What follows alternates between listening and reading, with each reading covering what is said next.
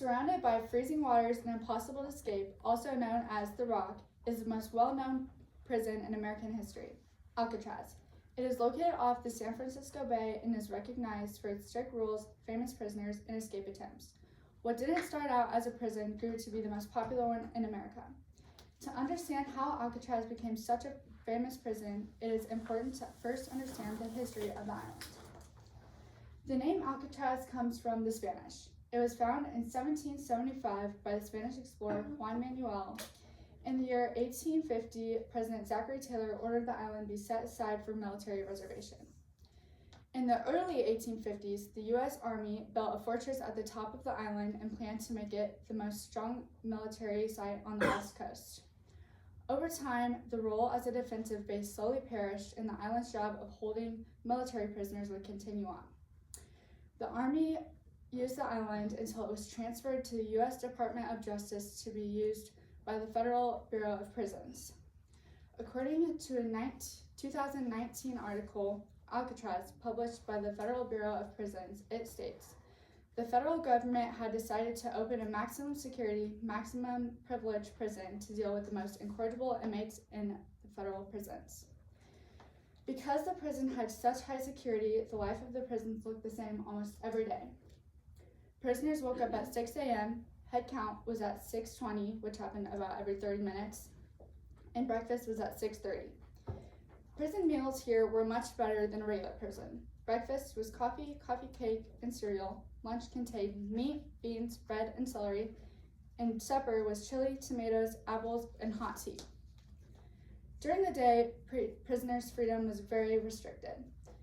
They had to report to their jobs, which was like laundry, help in the kitchen, maintenance, and there's also no clocks in the prison, so they didn't have that sense of time.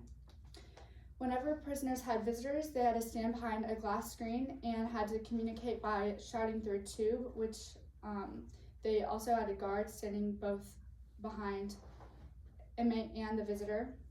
And they were also only allowed to write one letter a week, and it had to be no more than 2 pages long. And any letters that they received back to them, it wasn't ever the original copy. It was like a printed copy or rewrites that the prison office had typed.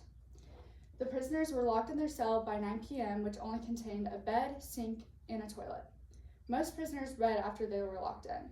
According to Brian Conway's 2019 article, former Alcatraz inmate reveals what prison was really like, published by Reader's Digest, he writes, the most prized possession in Alcatraz prisons are newspaper clippings, which are passed hand to hand until worn out.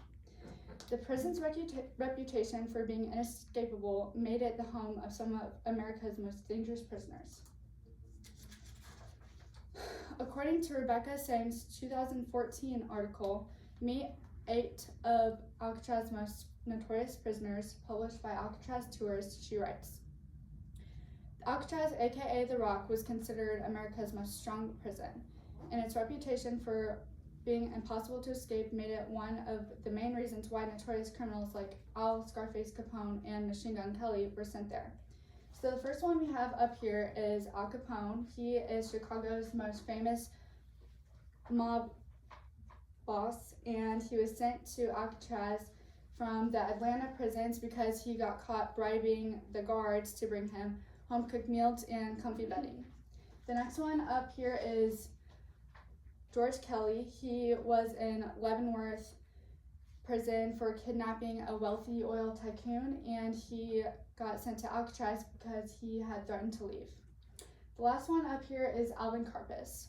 He was in the gang the Bloody Barkers, which was one of the most wanted criminal gangs during the Great Depression. He had the longest sentence in Alcatraz because he had 10 murders, 6 kidnappings, and 1 robbery, but he was only sent for 26 years, which that seems pretty short to me after all that. Because life at Alcatraz was so miserable, there have been multiple escape attempts.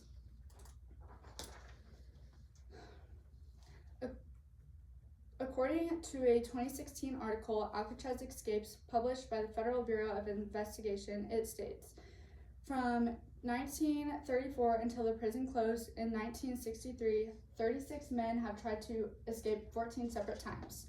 Nearly all of them were caught or didn't survive. but the fate of 3 particular inmates, however, remains a mystery to this day. Those inmates are John Aglin, his brother Clarence, and Frank Morris. The 3 of them had adjoining cells.